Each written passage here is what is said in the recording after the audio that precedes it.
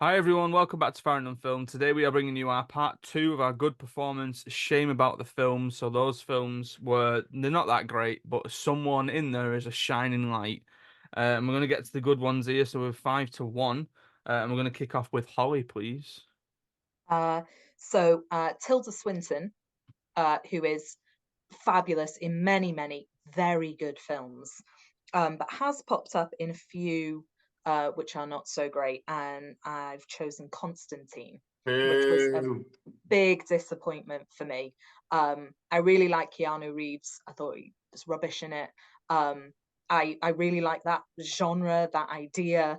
I haven't read the comics, but it definitely has all the buzzwords of something that I would like, supernatural and uh, kind of based on a comic book and action, and it should have been good, but I found it to be a tonal mess. Like, Keanu Reeves was acting in one film, Shia LaBeouf was acting in a completely different film. It made no sense how the both of them were interacting with each other.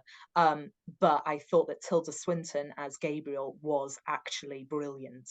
I Her character design is this kind of androgynous, kind of slightly menacing looking angel.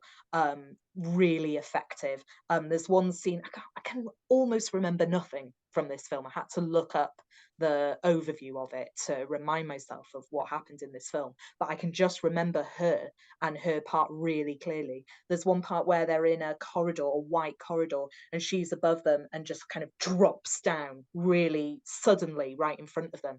And that gave me the Jesus, oh my God. Just a very, very accomplished actor, doing their thing and taking the film seriously, and kind of hitting the right note where everyone else around them was well off key. Not everyone. I Because if I think a would think, better adaptation of that property, if you've not seen it, is the Lucifer TV show. yeah, Lucifer's really good. Because Lucifer is done really, really well, and it's the same. I think it's the same comic series. Because I was in the DC universe, God and the Devil are canon, like they're actual characters that appear in the DC comics. And Constantine's thing, the Lucifer TV show takes that side of it, and I think it I links in with the Arrowverse at some point. It's Yeah, I it's have Constantine's in very the good. Arrowverse, and then Constantine even pops up in Supernatural as well at one point. It's the Yeah, same guy who had the Constantine series. He's Yeah. meant to be Scouse. yeah, Eh, we've only, that's yeah, it. he is, well, yeah. Mhm. And we've only discussed it briefly because we don't often talk about TV on the podcast, but I really do have a big problem with American series that go on for a million billion years and have a very episodic structure. I get really bored with them really Mm. quickly, and I call it the House effect, because Yeah. someone gave me the entire box set of House when I was ill once, and I started watching it and I really enjoyed it for a while, and then it just became a slog. And before I watched House, I was the sort of person who had to finish something even if I wasn't enjoying it. I had to finish it, but I'd only really watched British telly, so that's 6 hours of your life, maybe 12 if you're unlucky, and then they did a second series. House killed me. And since then, I just cannot do American series unless it's like HBO 10 episodes and out kind of deal. And yeah, Lucifer lost me on episode 4, and I was like, I can't do it anymore. Like, the characters are very charismatic, but I can see that this isn't going anywhere for about 26 episodes before something happens that links back in with the arc. Can't be doing with it. I need them. There is a couple of Japanese shows like Ghost in the Shell where they label the episode either a story episode or basically a filler episode, Filler. and you can just watch the story episodes. I need it, Yeah. because I'm sure I would enjoy things like Lucifer and Hannibal. I would enjoy a lot more if it was that way as well. And I could just watch the ones that were an arc. Mm. But yeah, I can't do It's it. Hannibal's a bit better for being an arc than the other, because I It, know what you I mean. mean, by Like when you proxy, think because like there's only 3 CSI and seasons of Law it. and Order and stuff like that, yeah, each episode bleeds into the other. If I were picking one from Constantine, it'd probably be Peter Stormare. Tilda Swinton's a I really good like shout. I like Peter Stormare, but he does have a chomp on the scenery Oh, I love sometimes a that bit though. more. Like the Oh, idea that yeah, but like, sometimes a bit more than is necessary. yeah, no, Tilda Swinton is a great. I forgot about how good she was in that, but I just love the idea that Satan is just this man child, like with bare tar covered feet. Like he's really good. Also, I Uh, love Constantine. It's trash and it's great. Michael, your number 5. Yeah, so this one is, some people like it. I think it's the least liked of the franchise. So it's Thor: Love and Thunder. I think everyone can assume who I'm going to say. So, I assume so. So it's Gore, because I think Christian Bale, he doesn't get enough screen time, and I think it felt like, and regardless of what you think of that, even if you think that's a really good film, I think you cannot deny that he was wasted in that film, because he Yeah, doesn't get enough screen time. We don't get enough. He's just crying in a meadow because his kid's dead, and then he's killed 100 gods 2 days later, and that's how it feels in the film. And he's actually a really interesting character. Christian Bale is, consider the fact he doesn't like Marvel movies, and he's just there because his kids want him to be there. He's given it his all. He's really putting everything into the role. He is a good villain. He's like pretty terrifying. He's like a bit mean spirited at times when he like taunts them and stuff. And he's just doing such a good job that he steals every scene he's in, but he's just not in enough scenes. yeah, And it is kind of like he needed to be introduced that maybe in one film and killed off in the next one if they were going to kill him off. Or do you know what I mean? I'm not saying he needed like a Thanos treatment of like, but he just doesn't. There's just too much happening in the film. Yeah. And the film, that is the biggest issue with that film, because it's not terrible. There's loads of really good scenes. There's loads of really good moments.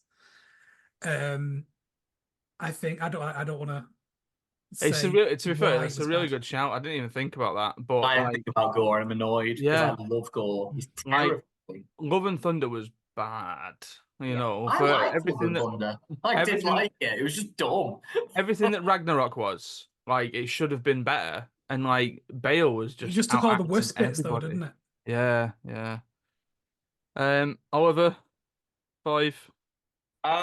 We're going to the only film I've stayed up for a midnight screening of, and as such have never done a midnight screening after that, at risk that it is disappointing. We're talking Suicide Squad. Clearly an absolute dumpster fire of a film, but Holly hinted at it before, and I have landed firmly on one side because I do get the shout for Viola Davis, and Georgia did ask me, well, are you not going to put Viola Davis? You love Viola Davis. I do love Viola Davis. I think she's phenomenal But in Cara everything she's in. Delevingne. Clearly. However, I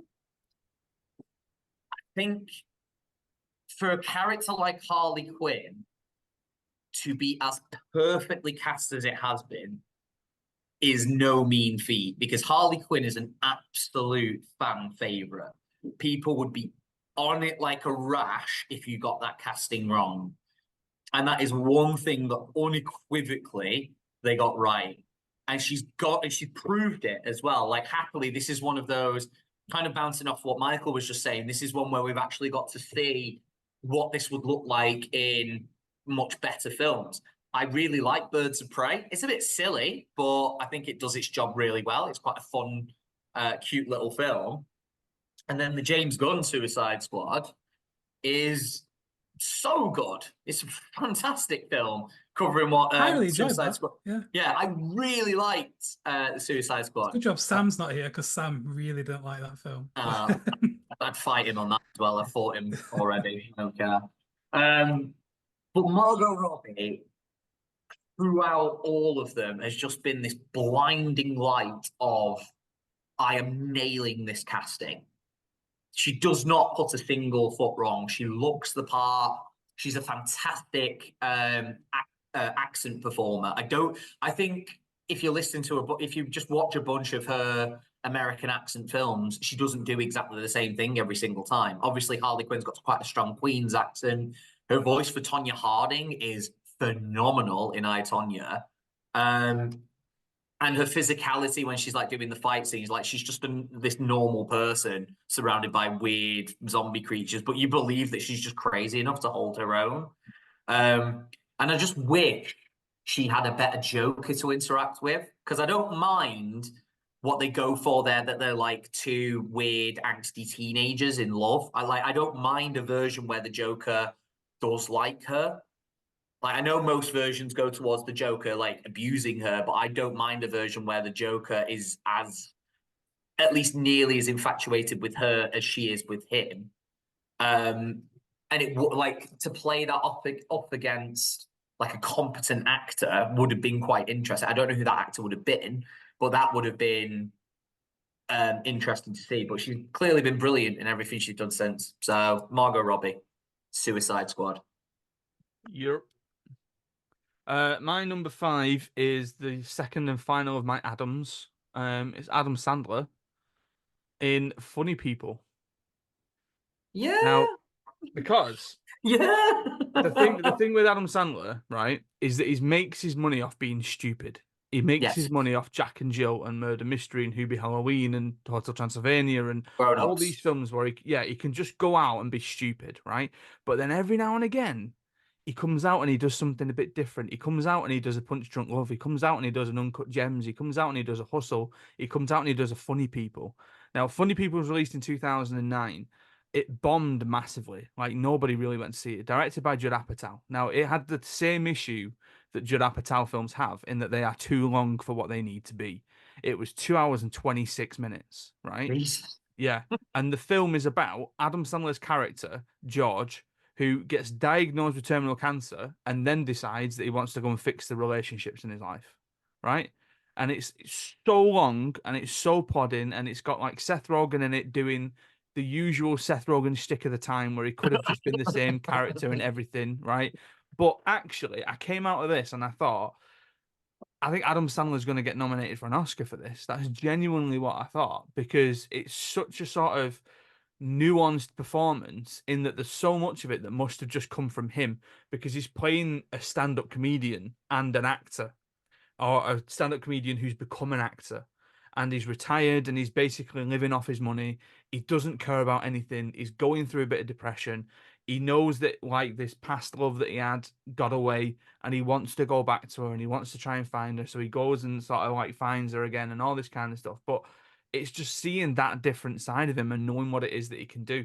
And he was the best thing in it, easily the best thing in it. And I thought if anything was going to come out of it, it would be that he'd get a couple of nominations. And if I'm honest, I don't think anything award-wise came out of it, just because everyone critiqued the fact that it was too long, 2.5 hours long. Like, who's watching a comedy film for 2.5 hours?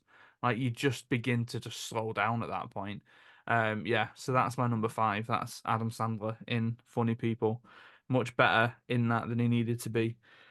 Michael, your number 4. So my number 4 is actors are good, but they can be better. It's Pedro Pascal in Wonder Woman 1984, which is not the really worst movie ever made.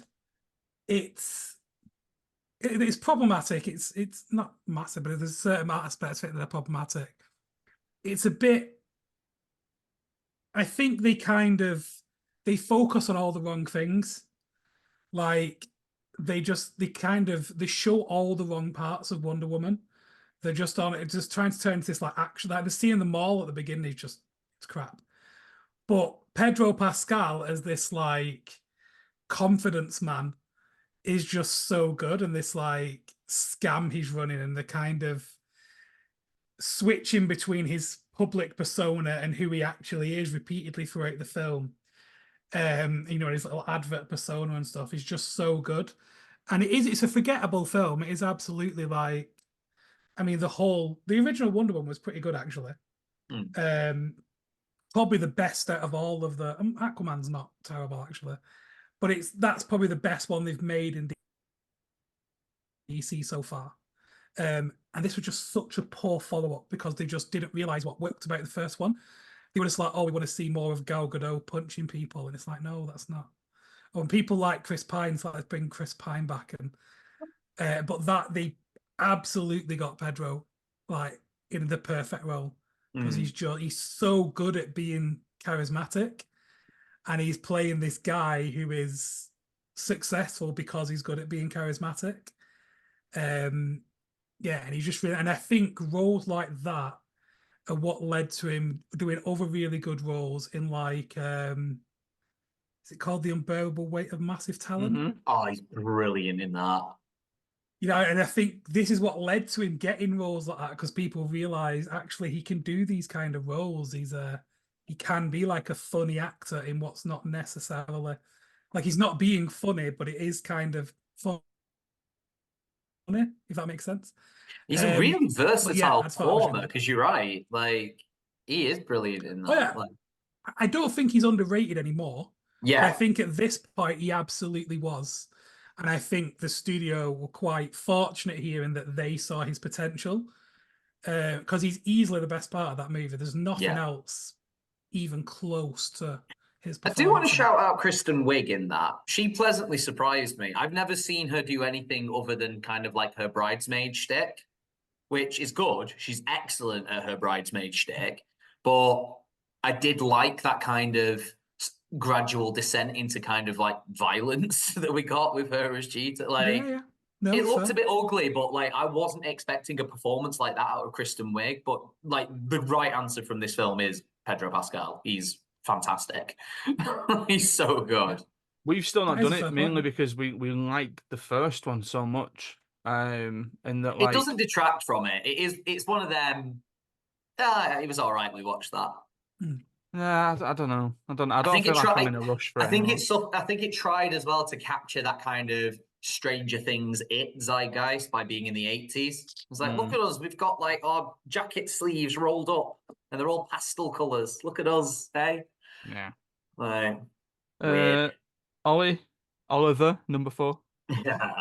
My number 4 is another apology to Michael, but mainly because this one is so low.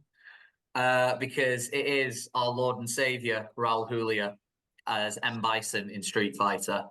Do you know what? I'm gonna save it. I'm not saying anything at this moment in time Oh because my god. I am There's a that first confident for Michael's everything. gonna say it later. I don't know. I can Um, guess how much later, but I am so confident Michael's gonna say it later that we will just wax lyrical about it then instead. Fine. My number 4 is when I read my list out yesterday to Amy. Amy went, "That's not a bad film," and I went, "It is, Amy. Come on." Is Hugh Jackman in The Greatest Showman? It's a terrible film. Now the songs are so much good better than the soundtrack though. film Yeah, yeah. deserves, right? Is And carried then by its soundtrack.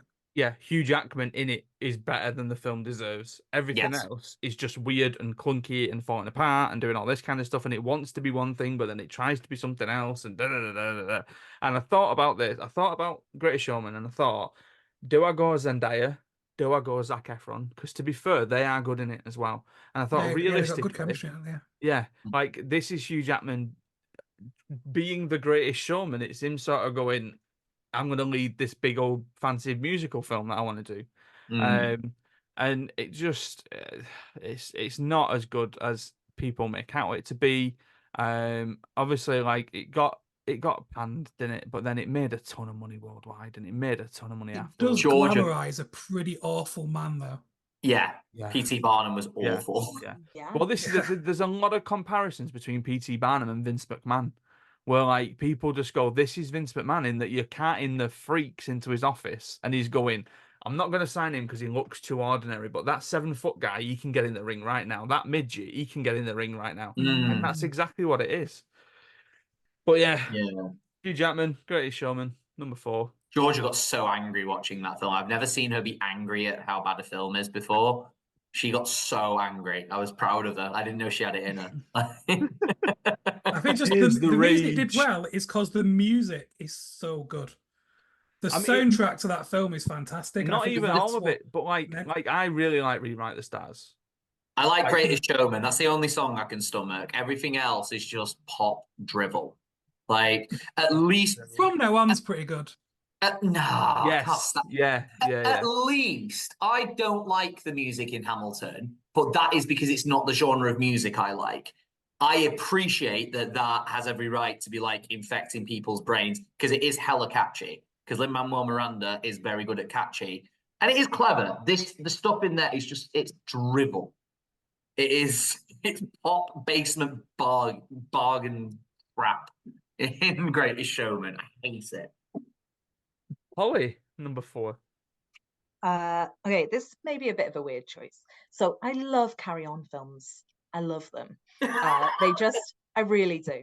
They just remind me of like waking up really early at the weekends when I was little. You'd put Channel 4 on and it would be like 3 Carry On films back to back on a Sunday or something. And I'd sit and watch all of them.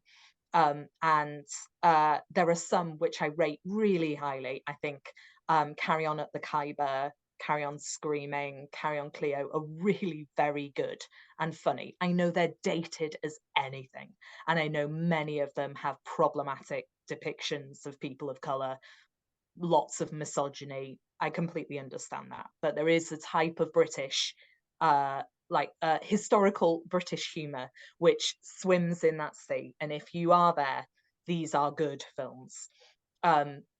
There are also some which are very, very, very bad. And obviously, one of the things about the Carry On films is they keep the same cast, or almost exactly the same cast, in every film. And almost all of this cast play the exact same person in every film as well. It's like Kenneth Williams is always just a kind of effeminate bad guy. Kenneth Connor is always an idiot.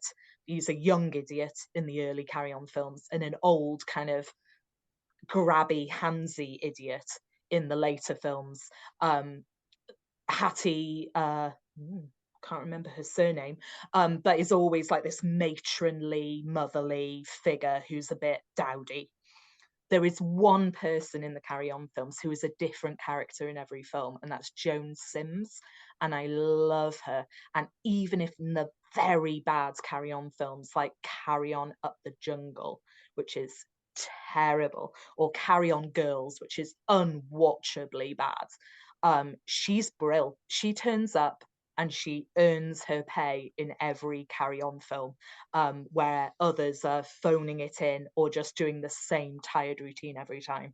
Like in one film to another, Joan Sims can be the young, pretty ingenue, or the extremely dowdy, old, nagging wife, or the brothel madam, or the kind of no nonsense secretary. Like she does a completely different character each time and nails it each time. I have never seen her in anything other than the Carry On films.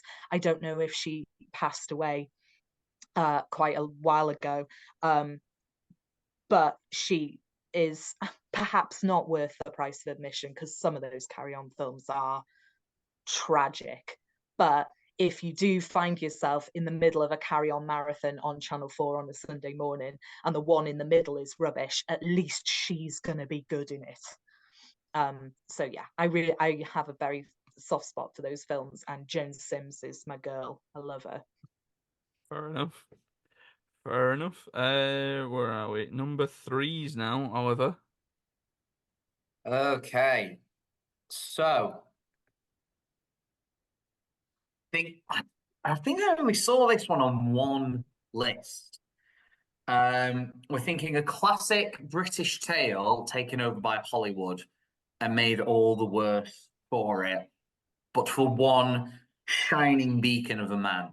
And that shining beacon of a man is Alan Rickman. Alan Rickman playing the Sheriff of Nottingham in Robin Hood, Prince of Thieves. This is the epitome of, like, this could easily be my top one just by virtue of he is head and shoulders the only reason you would bother watching the film today. Lots of people love this film. But it's bad. I've tried watching it since. Like, don't get me wrong, Mary Elizabeth D'Antonio, I think she's called.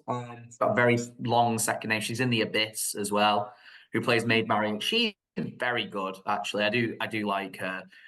It's just very by the numbers and boring, a lot of the rest of it. And Kevin Costner as Robin Hood is just unfathomably bad. And Christian Slater as Will Scarlet, again, unfathomably bad. The script, unfathomably bad. To the point where Alan Rickman just decided, I'm going to make up my own lines. I don't care what is written on the page in front of me. I can come up with better stuff than this, and I will. And I'm not saying to the same level at all. This was a multi-million-dollar Hollywood movie, but I have been in a pantomime where the script was awful, and I was given the power of the Dane. So ad-libbing is almost encouraged. So I just did, and I would drop a lot of the jokes that were given to me and just go with my own stuff, constantly breaking the fourth wall wherever possible. Like the line where he reopens the door and says, "And call off Christmas," and then just slams the door again. Poetry, absolute poetry in motion. Alan Rickman just is so aware that this film is atrocious that he's decided, I'm going to have the time of my life filming it anyway. I'm just going to eat. I'm not going to need any food for the next 3 years because I'm so busy eating and chewing on all this scenery around me. And I'm going to make a meal of it. And he's just insane. Like, this is if Hans Gruber was just fully unleashed and he didn't have anything to rein him in, because, like, as Hans, he had competent direction. He had very competent co-stars around him. Like, you get the impression that if Hans Gruber needed to go that bit further because Die Hard ended up a terrible film, this is what we would have got. And he's just a delight to watch. It's one of the funniest villains that we shouldn't find funny ever. Fair enough. My number 3 is massively frustrating for what it came after, which I think a lot of us have sort of spoken about. So think back to 2011. Think back to Ryan Gosling, acting everybody else under the water, in Drive, directed by Nicholas Winding Refn. Stunning film. I know Yeah, where you're going. stunning film, stunning performance. You fast forward 2 years, Nicholas Winding Refn's made another film. It's also got Ryan Gosling in it. It's called Only God Forgives, and it's awful. It is rubbish. It is self-indulgent, exploitative nonsense, right? To the point where I've got the Wikipedia page up for every film that I'm about to talk about, and I've read the first paragraph of the plot. I cannot remember any of this happening in the film, and I don't want to read it because I don't think as much drivel or expletive nonsense has ever been spoken about on this podcast, nor will it ever be. Like, you're talking about underage prostitution in the first line. Like, Yeah. no, just drivel nonsense. Now, I worked at the cinema at the time that this came out, and I remember going seeing it, and then a couple of like days after I'd gone in for a shift, and the amount of people that came out and asked for refunds while this was on, because they thought it was going to be something else, because obviously the trailer had told them that it was going to be something else, or maybe they might have gone and watched Drive and enjoyed Drive.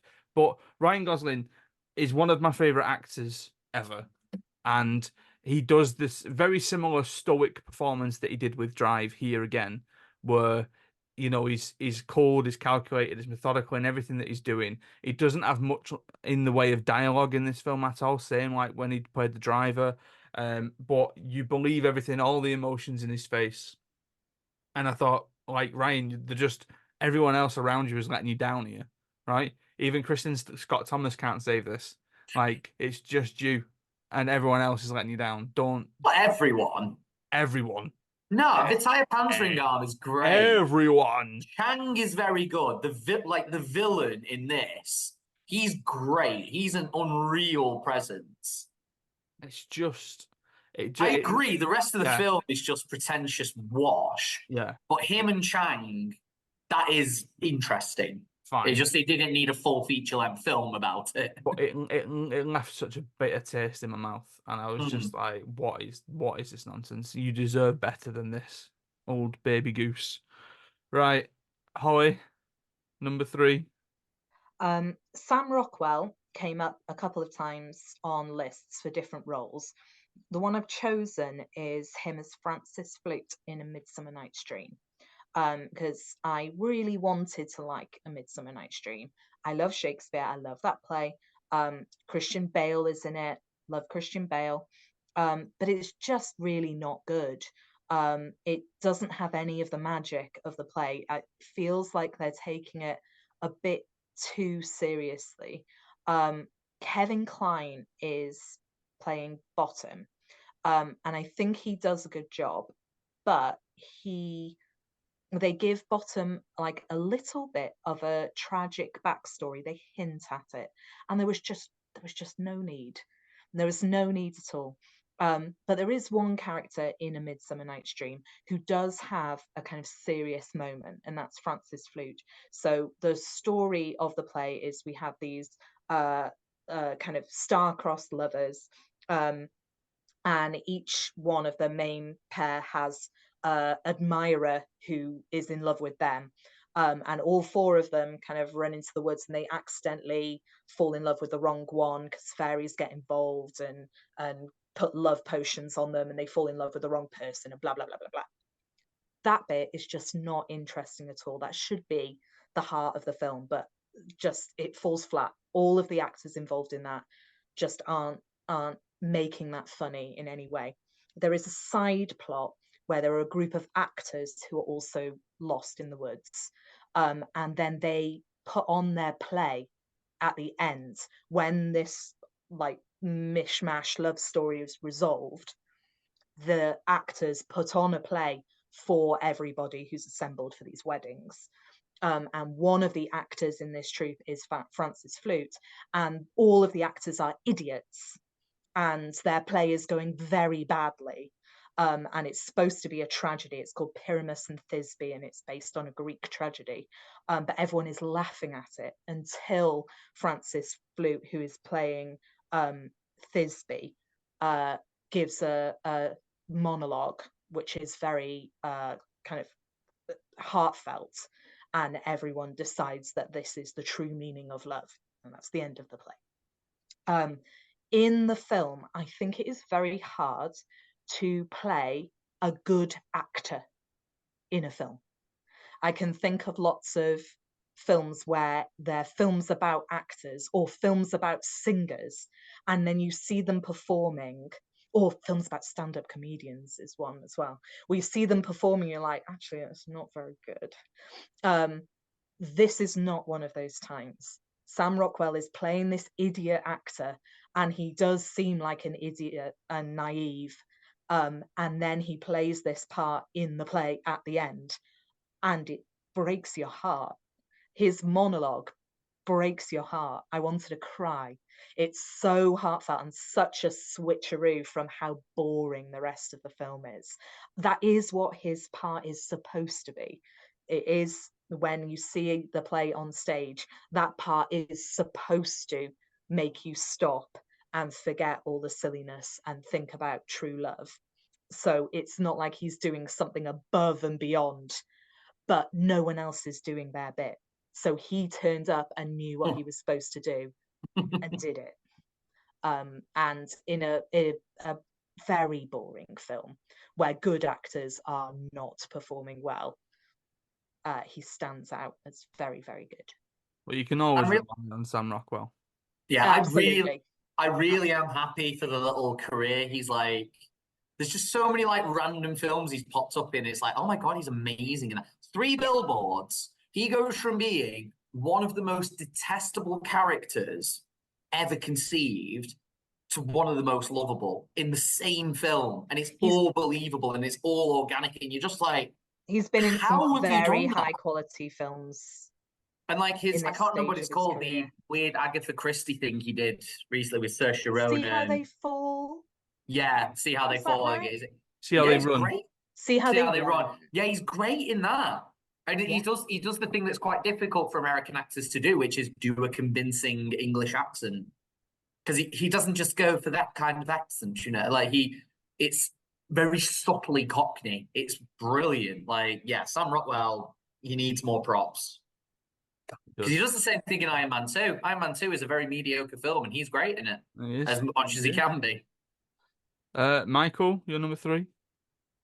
Yeah, so Ollie's just preempted me on this. So it's Sam Rockwell. So I was torn between Iron Man 2 and Charlie's Angels, because it's a very, very similar character. We've got the silly dance and everything, but I think Iron Man 2, because Charlie's Angels is supposed to be a campy film, and it succeeds at being the film I think it's meant to be. Whereas Iron Man 2 was supposed to be a really serious film. It was supposed to be the next Iron Man. But I think even just like if you just take the speech where he's delivering the weapons to Rhoda and talking about, the ex-wife, which then later on hilariously underperforms, which is just fantastic. And I just feel like he was again and again, it's another time where Marvel is, I mean, he's still alive in Marvel, so technically he could come back. He popped up at one But point. it's another example. He I think he's in popped up. prison, isn't he? So Yeah, it was in a one shot, weren't it, where they sort of retconned the Mandarin thing. Oh. I There's don't know if some I've seen that. they did a I've one heard about shot. it, but I've not seen Yeah, they did a one shot where like he popped up in it, and anyway, yeah. I mean, ultimately, he's really rich, and he got arrested for something which it's not unreasonable that he wouldn't get out. So they could have him again, and I think he just did such a good role. I think he kind of the film's not absolutely terrible. It's not the worst Iron Man film, but he was the best part of that film by a massive margin. Yeah, he is great in that. It is the worst Iron Man film. Yeah, it's definitely the It is. worst Iron Man film. Like Iron Yeah. Man 3, I think the worst of Iron Man 3 is probably the worst of the franchise, but the best of Iron Man 3 is up there with some of the best of Iron Man 1. Well, don't get me wrong. I mean, there's really good bits to Iron Man, but it is overall everything with the Mandarin is just ruined. Oh, sure. Yeah, I'll give you And that. because it's such, and again, I think I said this in the previous podcast. I loved the Iron Man TV show as a kid. It was on every Saturday morning, and the Mandarin was such a big part of that. Although the 10 rings were actual rings that he wore on his hand, they were more like what the Infinity Stones are, actually, weren't they? And for them to ruin it like they did really bugged me. And it's just made that film unredeemable for me. Even the bits of it that are really good, I'm a bit like, can't, I'm sorry. It's not, you ruined it. But yeah, I agree. If you take certain scenes on their own, they are quite good. Yeah.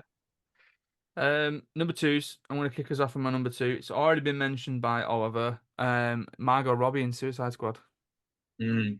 Like as someone who definitely overachieved in the film that she was casting, but was perfect casting for that character. Like it's so sort of paramount that she's gone on and done. Yes, the sort of sequel, sort of remake, sort of spin-off, The Suicide Squad, but then gone and done Birds of Prey, and she's probably just going to carry on and do all this other stuff while everyone else who was a bit naff just sort of folds away a little bit, and we bring other people back in, and like Idris Elba's not playing Deadshot, but he's not playing. He definitely is. He Yeah. is. He's playing this other guy. If you didn't know this other guy's also in one of the comic. Yeah, it's weird. But she's just the best thing that's happened with current DC, I think. Like she's the one that just stands out amongst them all, and I quite enjoyed Birds of Prey. I'm intrigued to see where they go with it, But I don't really have much else to say. It's Margot Robbie. It's Harley Quinn. She did a good job. Holly, number two.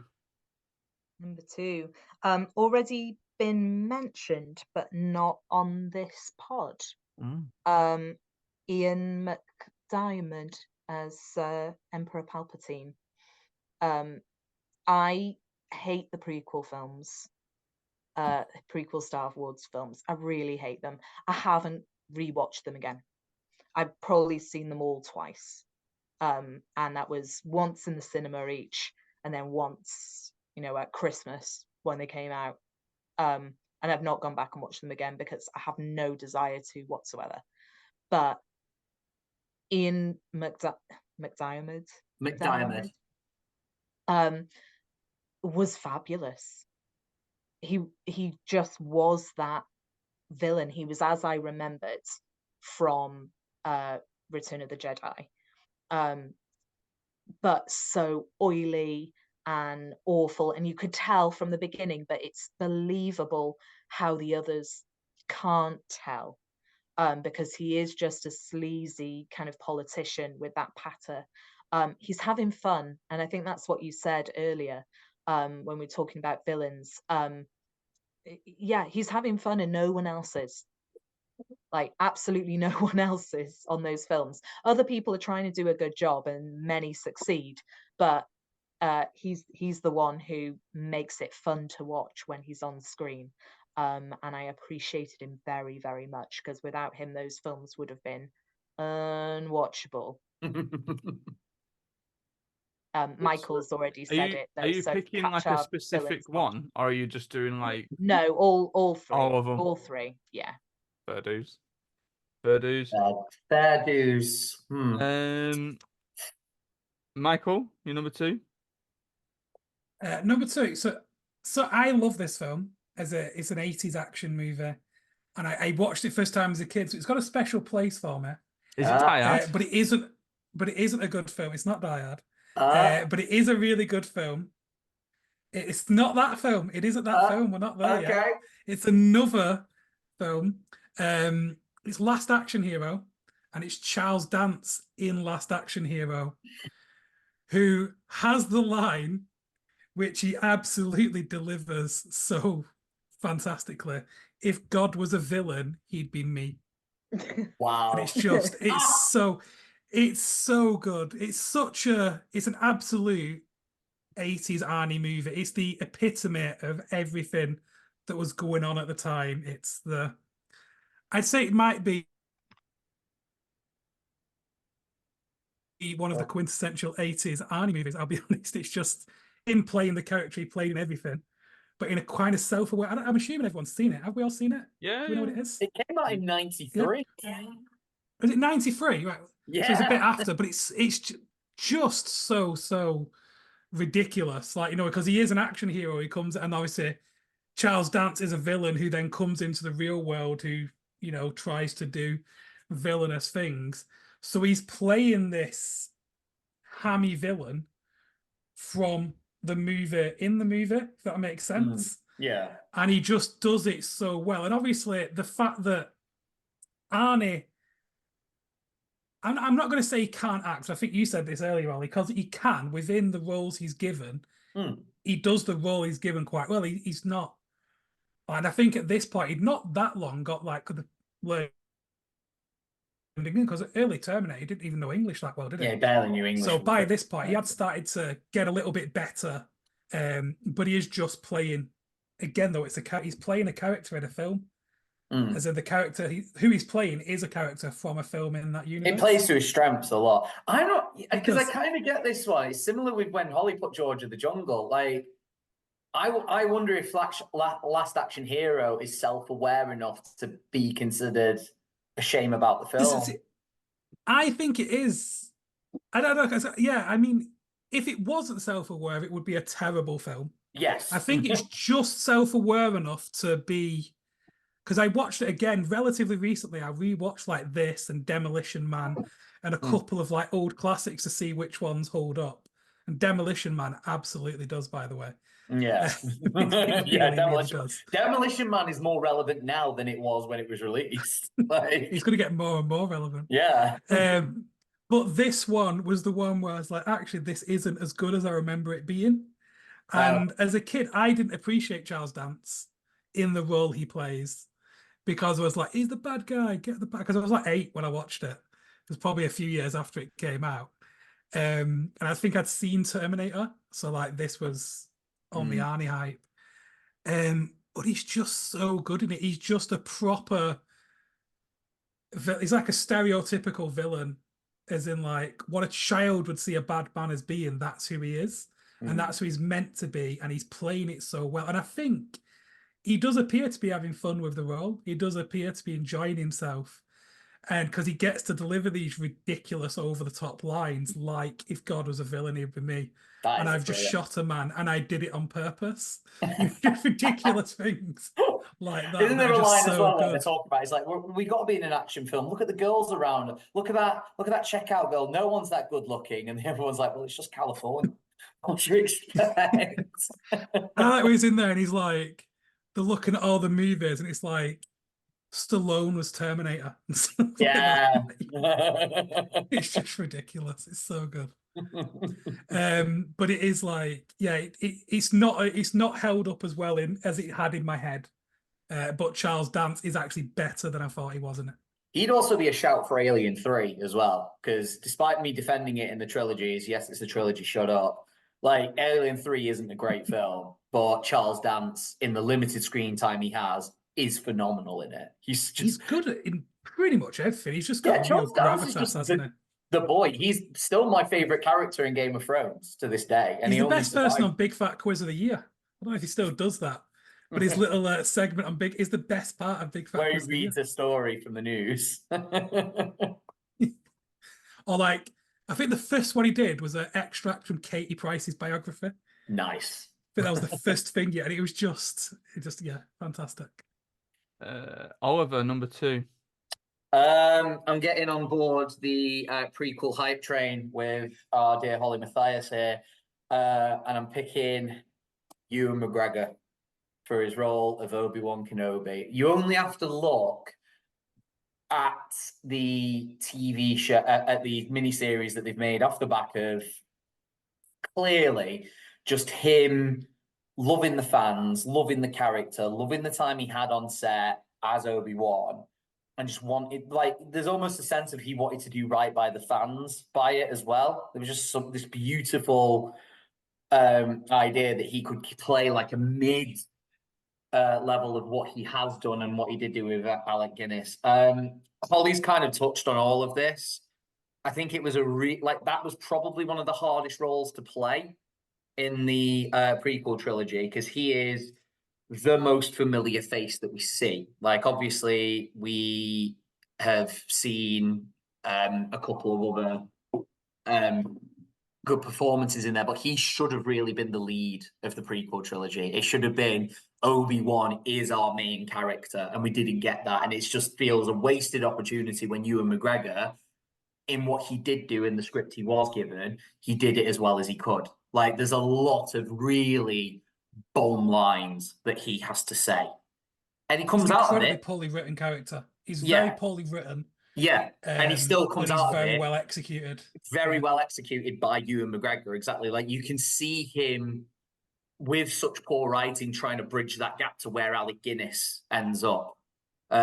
His vocal performance as a young Alec Guinness is really good as well. Like, it's such an iconic role from, you know, such an iconic film, and he does a really good job of believably being the young version of that character. And just when he's crying at Anakin on the Hill of Mustafar, when he's just completely eviscerated him, just cut off all his remaining human limbs, and he's just like crying at him. Nobody feels anything like that in the entire prequel. No one else is that sad ever, except for Natalie Portman when she gets a bit too sad in places and spells out how sad she is by saying, "You're breaking my heart." You didn't need to say that. We got that from the fact that you're crying, Padme, for God's sake. But yeah, Ewan McGregor, I'm so glad, like I said, that he got his TV show, because like there are some detractions to his TV show, but Ewan is fantastic and Hayden Christensen is fantastic. And I think that's all people kind of really wanted, like, from that TV show. Like, the rest of it was kind of secondary anyway. But the bits that we wanted, he gave us in Bucket Truck. And that bit where he cuts through Anakin's, he wrecks Vader, and then he actually sees Anakin inside and he just breaks down in front of him. Like, it's powerful. It's powerful. Okay, we've lost Holly for our number ones. But she's gonna pass it on when we get to it. So Michael, your number Should we one. talk about yours now, Michael? I think we You're know number what one. Michael's number one is. You know. Well, I haven't even. I've just put number one. For him, it was a Tuesday. For him, it was a Tuesday.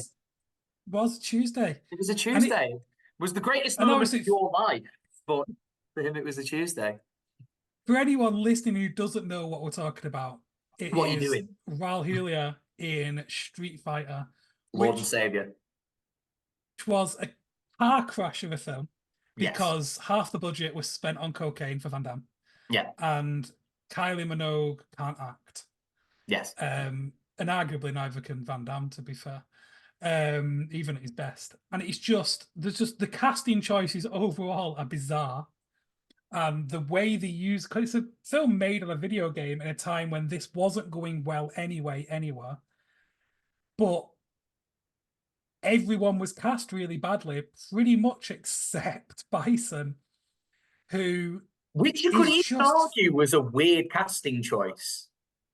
Oh no, it was yeah. So I think had he not done the re-delivered as he did, because the character's a little bit different than you expect him to be, because you kind of don't expect him to be. I guess it's because it's a video game and you've built up, so everyone's gonna have a different idea of what Bison would be like from the game, and I guess he isn't that, but he's just so no one envisioned that because that is so much better than any other mortal could have I am done. surprised they've not like retconned Bison to be a much skinnier guy, but just be stupendously powerful. Yeah, because he has his electric powers and stuff, then he can Yeah. fly, and which I love that isn't shown until the end, and then she just pulls it out of nowhere. Is that I can do these things? It's like, what? Because it's kind of a unhinged but fairly grounded in reality film until the last 10 minutes. And then all of a sudden, the guy's, what's he called? Is it M Darcy? He's like got the stretchy arms. That Yeah. all of a sudden he has these stretchy arms, and Bison can fly and has electric powers. And up until that point, we didn't really see any hints of this. And in real it's life, like it's definitely because they could only afford to do the effects like once. Well, I like to think that they'd seen the character selection screen, but then when filming the end of the movie, they actually played it and were like, oh, some of them have got powers. We need to include the powers. God, yeah. But they only had the last 10 minutes left to film. But yeah, he's just so good. And the fact that he's dying of stomach cancer at the time, like it's not like he's at his best. He is literally dying and trying to leave a performance for his kids because they love the games. Like it's not even something he's doing. It's kind of like a farewell almost, isn't it? Like a farewell role essentially. Yeah. And he's just so good in it. And I think, and he's good in pretty much everything he did, isn't that? He's like the best Gomez we've ever seen, for example, as well. The No Modern one's Family topping him as Gomez. Yeah, no, is a good not film even getting overall, to be close. fair. Having said that, he's almost a bit too handsome to play Gomez, would be the only critic, because Gomez is meant That to be is the like point. I think that has got in the Wednesday show where the guy playing it looks much more like what Gomez should look like. Luis Guzman, yeah. And he's actually playing him a lot closer to like source material. Yeah. But He's meant everyone's to be this weird comparing. little toad man, but because he completely adores Morticia, that's all she loves about. Like that's what she loves about him, and But he that's what makes adores him so sweet. everything, doesn't he? That's the Yeah. thing about that character. He loves everything. But because No Raul matter what's Julia, happening, he loves it. but because Raul Julia can just love so intensely, he's perfect as Gomez Yeah. as well. His problem is that he's just too goddamn handsome. Yeah. But yeah, and the final was just that scene with the like, it's like the Thanos with Scarlet Witch, isn't it? That I don't even know who you are. Yeah. This It's is like exactly that moment. If that isn't a callback to Street Fighter, then that's surprising. no, they'll Whoever pretend wrote that they'll line, pretend it isn't, but it absolutely is. How dare you try and pretend it's anything other than a callback to M. Bison just declaring it was a Tuesday. yeah. And it is also then showing just how evil he is, because he's destroyed that many villages. And it was just But another day the to fact him. that he killed all her family doesn't matter. Yeah. And also, I just remember that is I forget her name, but the person playing Chun-Li, she's an agent of Shield, she was Mulan. Oh, Ming like Na she's Wen. actually, yeah, she's not doing a bad job. To be fair, I will say she isn't bad in that film. To be fair, Is that the right person I'm thinking of?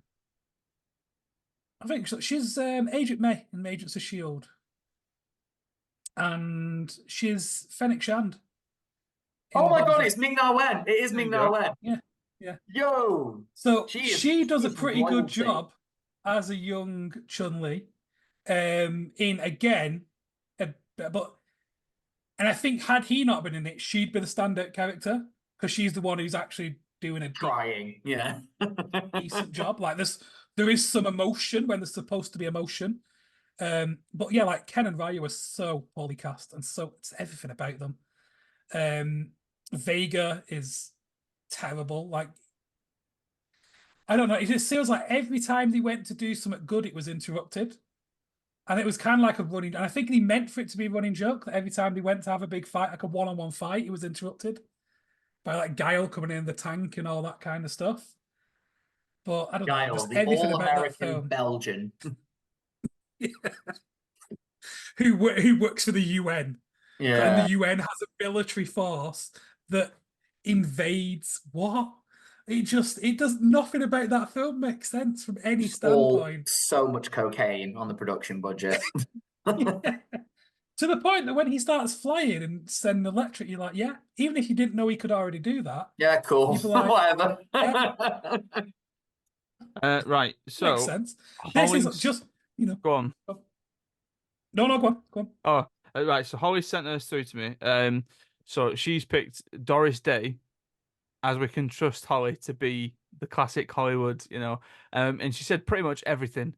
She said she's just brilliant in everything, charismatic, puts her heart and soul into it, even when it's studio dross. So the examples that she's given are Jumbo Pillow Talk, April in Paris, Glass Bottom Boat. So yeah, there's Holly's. I'll do mine because I'll probably be quicker than you. However, I don't know. How passionate are you feeling about your number one? It's already been brought up. And the person who brought it up did a very good job, passionately Oh, go on, just go on championing. then. Go on then. If it's already been brought up, go I've on then. broken that one rule, Adam. You know how I usually let's do one per franchise? Oh, here we go. I've done two because I don't Yeah, care. go Ian on. McDiarmid Oh, as the Emperor. And you know how Holly went with the prequels, just yeah. all of them? It occurred to me that he is kind of by default, he is only in the worst Star Wars films. So he's in the prequels, he's in Rise of Skywalker, and he's in the worst of the good films, which is Return of the Jedi. And those are his only performances, but he is just having the time of his life. Holly kind of talked about this. Like he's he's found that perfect level of camp to just be a breath of fresh air in this, because as a universe it is quite a stoic, like everyone is quite stoic, everyone is quite reserved. It's quite a weird universe. Like there's not an all, like it sounds weird, but it like there's not a lot of kissing, like there's not a lot of like genuine connection with people, like there's not a lot of genuine connection and friendship and stuff like that. And he's just by far and away, when he's on screen, he's the happiest guy. Like he's just maniacally laughing away in the background, and just his odd delivery of certain lines. Like, and Georgia does one accidentally whenever she's like, when she's like denying something, and she'll just kind of go no, and it just sounds like Palpatine, where he's like, "No, you will die." I end up quoting that back at her. Do it. Yeah. He just, by that third film, especially in the prequels, he clearly had been like, this is going to be very silly. I'm just going to go for it because why not? His inclusion in Rise of Skywalker was terrible. He was great though.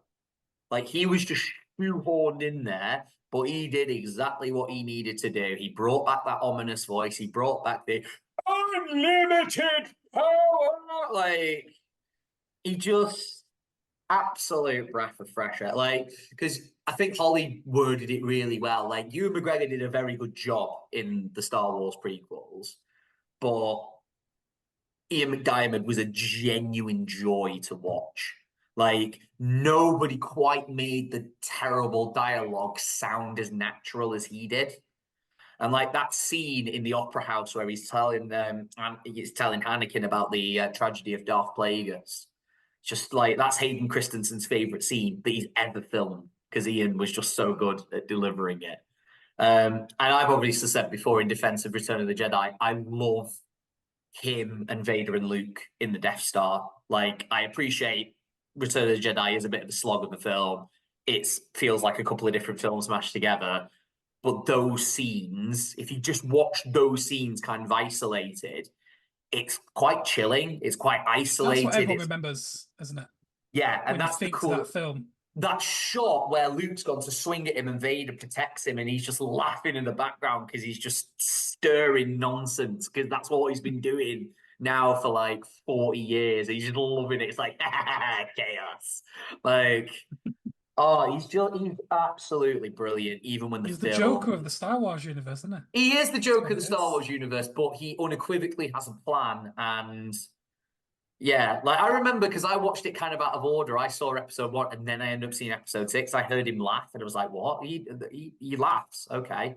But now just like seeing him being all silly in the Senate and just throwing stuff. Just he's brilliant.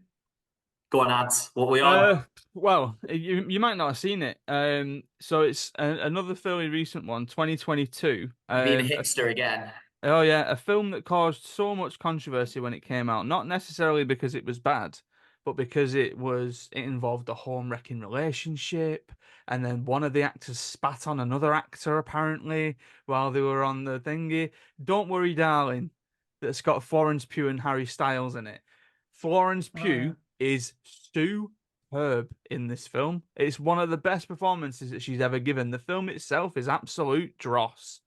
It basically involves two characters, Alice and Jack. So Alice is Florence Pugh, Jack is Harry Styles, Who and was Shia LaBeouf at one point. yeah, they live in like this idyllic sort of desert town.